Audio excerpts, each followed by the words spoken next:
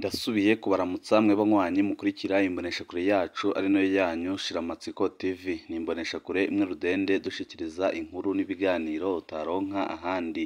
Uyu ni umwanya w'amakuru agezweko ari kuvugwa ngaha mu gihugu c'u Burundi, aho ino mboneshakure yacu ari nayo yanyu Shiramatsiko TV yibanda ku makuru aba ari kuvugwa cane cane ku gateka kazina muntu, aba ari kuvugwa mu cibano, aba ari kuvugwa mu butungane, aba ari kuvugwa mu mutekano, aba ari kuvugwa muri politike, aba ari kuvugwa ku mbuga ngurukana bumenyi ndetse n'andi yose mutamenye mwaranyagijwe turatohoza amaze tukabashikiriza ido n'ido. Twabateguriye amakuru ahambaye cane ariko aravugwa ngaha mu gihugu c'u Burundi, niyo tugira ngo tubashikirize mw'ido n'ido ry'aya makuru. Wifuza kuzaja bo mu mbere bashikirwa n'inkuru n'ibiganiro bene nk'ibi, ico usabwa nta kindi, niba utaravyonda kuri sabone vyondaho kugira ngo uko dushizeho amakuru n'ibiganiro ujye uba uwa mbere mu gushikirwa navyo. Tudatevye rero amakuru yacu tuyatangurire kuri ino nkuru iriko iravugwa cane ngaha mu gihugu c'u Burundi, aho Pierre Nkurikiye yerekanye umukenyezi yahora yiyitirira umukuru w'igihugu mu gutanga amategeko ku bashikirizamanza. Kuri uyu wa kabiri igenekerezo rya 10 Gitugutu 2023, Pierre Nkurikiye asanzwe ari umuvugizi w'ubushikiranganji bw'intwaro yo hagati, iterambere rusange n'umutekano, yerekanye umukenyezi azwi ku izina rya Kwizera Claire, bivugwa ko asanzwe yiba abantu akoresheje uruyeri, na cane cane akabikora abanje kwiyitirira inzego z'igihugu. Pierre Nkurikiye amenyesha ko Kwizera Claire yafashwe inyuma yaho ahamagaye kw'iterefoni umushikirizamanza Procureur wa Ntahangwa amutegeka kurekura abantu bari bafatiwe muri zone Kinama bagirizwa kudandaza igitoro ca magendu. Amubwira ko ari umukuru w'igihugu Evariste Ndayishimiye abimutumye. Nkurikiye akaba amenyesha ko uwo mukenyezi yavuga ko asanzwe ari umukozi w'umukuru w'igihugu Evariste Ndayishimiye, aho ngo asanzwe ajejwe kumutohoreza amakuru mw'ibanga, bamwe bita nyine abasumyi b'urusaku.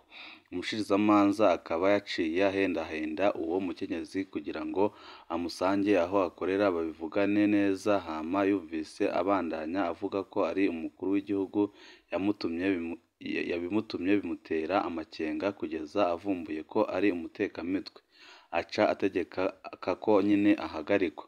Pierre Nkurikiye akaba amenyesha ko atari irya mbere uwo mukenyezi ahagarikwa n'inzego z'umutekano yagirizwa ico caha co kwibisha uruyeri no kwiyitirira inzego za leta, ariko mu nyuma bagasanga ubutungane bwaramurekuye. Nkurikiye akaba atanga akarorero nko mu myaka iheze aho uwo mukenyezi yabeshe ko ari umukozi wo mu bushikiranganji bw'amagara y'abantu, aca atangura kwiba abantu abemerera akazi.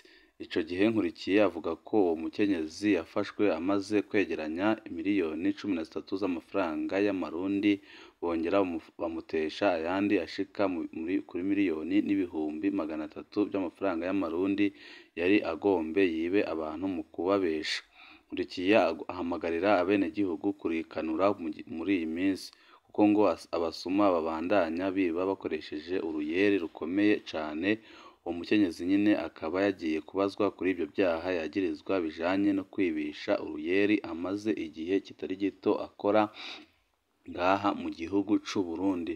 Tukiri ngaho amakuru yacu tuyabandanirize ko nanone igipolisi kiremanga ko gifise mu gasho Medad Muhizi hamwe na Claude Nduwimana, mu gihe ariko aremesha ikiganiro ku bamenyeshamakuru kuri uyu wa kabiri igenekerezo rya 10 Gitugutu 2023. Pierre Nkurikiye asanzwe ari umuvugizi w'ubushikiranganji bw'intwaro yo hagati, iterambere rusange n'umutekano, yamenyesheje ko Medad Muhizi hamwe na Claude Nduwimana bahagaritswe n'igipolisi ku mvo z'amatohoza. Pierre Nkurikiye yabwiye amenyeshamakuru ko gushika ubu ataco yoshikiriza ku bijanye n'ibyaha bagirizwa kuko bagikorerwa nyine dosiye. Ibyo abishikirije inyuma yaho hari haheze iminsi hazunguruka amakuru ku mbuga ngurukana bumenyi ku bijanye n'ihagarikwa ry'abo bagabo babiri. Claude Nduwimana akaba yari asanzwe ari umuyobozi w'ikinyamakuru JC TV, akaba yahagaritswe n'umurwi w'abapolisi 15 akuwe ku rugo iwe aho asanzwe aba ku Buterere ya mbere. Nayo Mohamed Muhizi akaba yarigeze kuba umuhanuzi agira kabiri mu buserukizi bw'u Burundi i Kinshasa muri Repubulika Iharanira Intwaro ya Kongo. Ku bijanye na Mohamed Muhizi hakaba hari haheze iminsi bivugwa ko Mohamed Muhizi yafatiwe mu Gatumba n'igipolisi afise inkoho mu modoka, aho bivugwa ko yoba yari agiye kwiba, ariko ubushikiranganji mu byo bujejwe harimwo imigenderanire n'ayandi makungu bukaba bwaciye bumenyesha ko Mohamed Muhizi atari akiri umukozi w'ubwo bushikiranganji.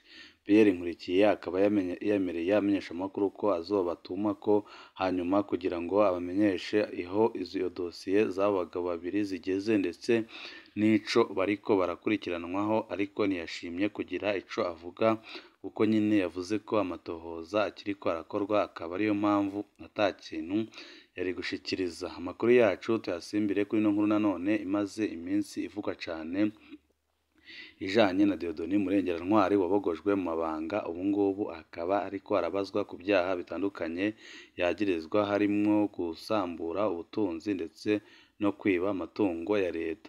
Umushikirizamanza Kizigenza wa Repubulika yagiriza uwahoze arongoye Banki Nkuru y'Igihugu BRB ibyaha byo guhungabanya ubutunzi bw'igihugu, nk'uko biri mu itangazo rigenewe abamenyeshamakuru ryasohowe n'umushikirizamanza Kizigenza wa Repubulika Leonard Manirakiza kuri uyu wa kabiri igenekerezo rya 10 Gitugudu 2023, rimenyesha ko uwahoze arongoye Banki Nkuru y'Igihugu BRB Dieudonné Murengerantwari yahagaritswe ku mvo z'amatohoza co kimwe n'umudandaza azwi ku izina rya Niyonsaba Sylvestre bivugwa ko bakoranye ibyo byaha.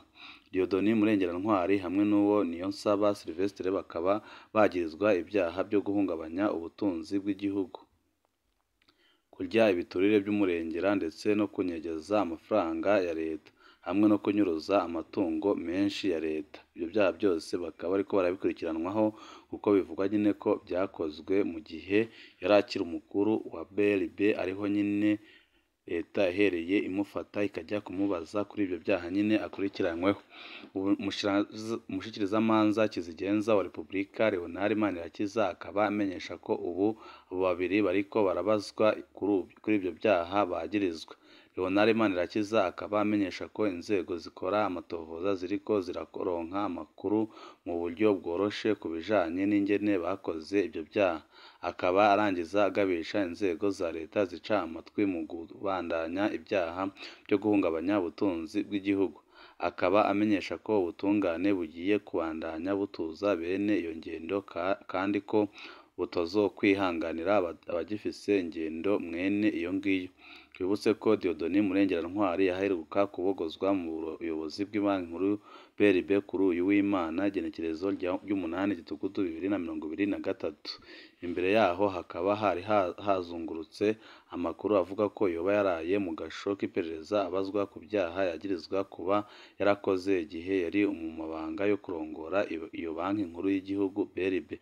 Byose nyine bikaba biri kubazwa Dieudonné Murengerantwari, aho yagirizwa nyine ko yahombeje BRB kandi akaba yasoraga amafaranga mu buryo bunyuranyije n'amategeko, aho benshi bakekaga ko yari ariko aranafasha abashaka gutembagaza Perezida Evariste Ndayishimiye. Akaba ari gukurikiranwa ku byaha bitandukanye bijanye nyine no kuba yarananiwe kubogora ubutunzi bw'igihugu, aho yafataga amafaranga y'igihugu akayakoresha icyo ashatse aho kugira ngo amafaranga y'igihugu ayakoreshe icyo agomba gukora. Ibyo byose nyine akaba ari ibyaha ariko arabazwa n'ubutungane.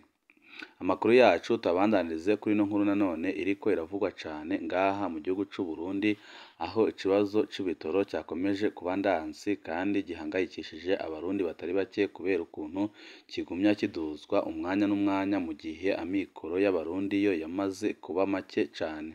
Abanyagihugu bategerezwa kumenya iduzwa ry'ibiciro by'ibitoro. Kuri uyu wa mbere indongozi z'u Burundi zaratangaje ko igitoro kidugijwe igiciro, kidugijwe inshuro zitatu mu kiringo kidashika amezi atatu. Umushikiranganji wa mbere Gervais Ndirakobuca yari yateguje iryo duzwa ry'ibiciro by'ibitoro mu ndwi iheze. Abarundi bategerezwa kubimenyera. uko igiciro kiduga ku isoko mpuzamakungu ni nako tuzokiduza mu Burundi kuko ntaco twimba. Igiciro c'ilitiro ya esanse cavuye ku mafaranga ibihumbi 4,450 kija ku mafaranga ibihumbi 4,550. Ni ukuvuga ko cadugijwe amafaranga ijana. Ilitiro y'amazutu yashizwe kuri 4,395 ivuye kuri 4,250, idugijwe amafaranga 145. Peteroli nayo yavuye ku mafaranga ibihumbi 4 ilitiro ni ibihumbi 4,135 ija ku mafaranga ibihumbi 4,150, iba idugijwe amafaranga 15 ku ilitiro.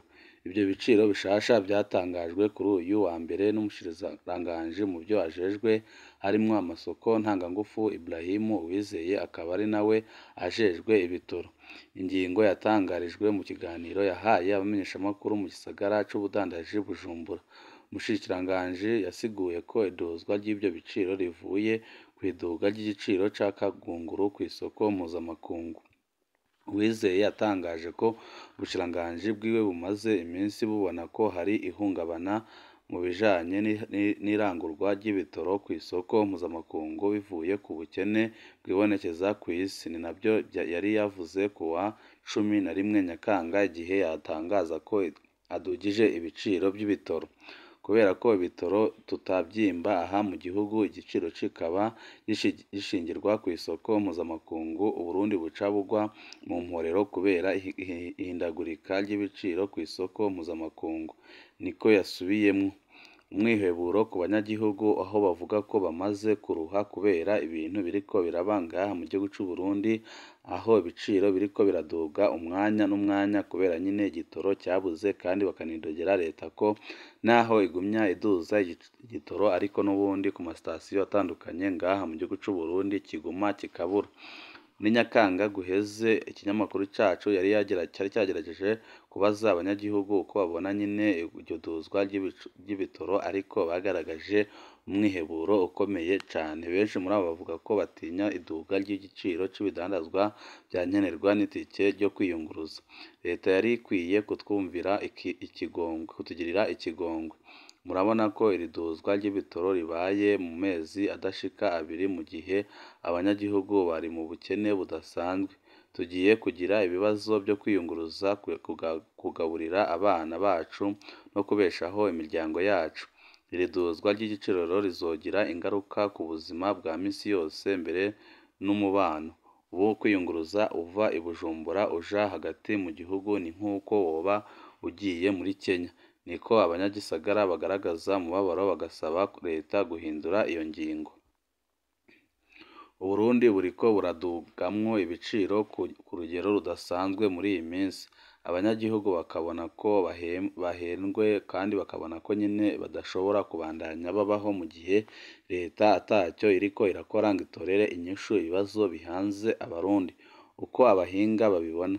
Abahinga bo mu Burundi bahamagariye abategetsi b'u Burundi gutumako inama rukokoma y'abegwa n'ikibazo c'ibitoro bose mu ntumbero yo gutorera umuti urama ingorane z'ibitoro zimaze amezi arenga 8. Ni ikibazo kidahera. Abarundi bagomba ko baronka ibitoro bakabibona mu Burundi atari kubibona Dar es Salaam na Kongo. Igihugu kiri mu ruhagarara, tunafasha mu by'umutekano ntigifise ingorane zo kurangura ibitoro. Niko byashikirijwe na Faustin Ndikumana arongoye Parsem hari muri Mukakaro guheze. Ubwa Noella Nkurunziza, umunyamabanga mukuru wa Oboko, birababaje kubona ibiciro biguma biduzwa umuguzi w'umurundi atagishijwe inama. Uravye ubushobozi bwo kugura ku murundi ukaraba n'ukuntu ibiciro biduga, umurundi ntashobora kubaho. Niko agaragaza umubabaro ukomeye cane, akavuga ko urebye uburyo ki kugura bihenze, bigaragaza neza ko umurundi adashobora kubaho. Gutegura imitima. Umushikiranganji wa mbere Gervais Ndirakobuca yatangaje ku wa gatanu uheze mu kiganiro kiyaguye ku banyagihugu n'abamenyeshamakuru hamwe n'abashikiranganji ko ibiciro by'ibitoro bizoguma biduzwa bivanye n'uko biriko biraduga ku isoko mpuzamakungu. umushikiranganji Uwizeye yaramwunganiye nyine avuga ko abanyagihugu bakitegura ibigiye kuba. Igiciro c'ibitoro caheruka kuduzwa kuwa 11 Nyakanga inyuma yo kukiduza muri Mukakaru. Ibi bitoro ntibiboneka aho bidandarizwa nubwo biduzwa igiciro, niko abamenyeshamakuru bacu babibonye mu ntara zitandukanye z'igihugu, aho bariko baragendagenda baraba ko ibitoro biboneka, naho nyine leta yo ibandanya kubiduza, arico kinatera abanyagihugu agashavu gakomeye cane, bakavuga ko ikibabaje ari uko leta n'ubundi iduza ibiciro by'ibitoro ariko n'ubundi ntibiboneke ku isoko, mu gihe abarundi bamaze igihe kitari gito bari mu ngorane ziterwa n'ibura ry'ibitoro, aho nko mu ntango bagirizaga umukuru w'igihugu c'u Burundi yagirizaga uwahoze ari umushikiranganji wa mbere w'igihugu c'u Burundi General Alain Guillaume Bunyoni ko ari we atuma ibitoro bitaboneka kugira ngo amwangishe abanyagihugu, ariko aho akuriye amabanga akanapfungwa, abanyagihugu bariruhukije bavuga ko ingorane zari zihari z'ibitoro zigiye guhera, ariko icyatangaje abarundi kandi kikanabababaza nuko aho kugira ngo ingorane zari zihari z'ibura ry'igitoro zihere, ahubwo zagiye zakiyongera kurushaho, ariho abarundi benshi batahuriye ko leta Evariste Ndayishimiye ihenda abanyagihugu, aho nyine yari imaze igihe kitari gito yagiriza uwahoze ari umushikiranganji wa mbere ko ari we atuma ibitoro bitaboneka mu gihugu, ariko biza kuboneka neza ko ari remetanya yakorewe kugira ngo yigizwe kure y'ubutegetsi, kuko Perezida Evariste Ndayishimiye impinduka zose ariko arakora mu gihugu ni ukugira ngo akomeze ubutegetsi bwiwe. Biraboneka neza ko ataneza y'abanyagihugu aba ariko araraba. Hari amakuru menshi atandukanye tuba turiko turabatohoreza kuri ino mboneshakure imwe rudende, dushikiriza inkuru n'ibiganiro utaronka ahandi. Wowe icyo usabwa nta kindi, niba utaravyonda kuri sabone vyondaho kugira ngo uko dushizeho amakuru n'ibiganiro bene nk'ibi ujye uba uwa mbere mu gushikirwa nabyo. Ibihe byiza nibyo ndabipfurije.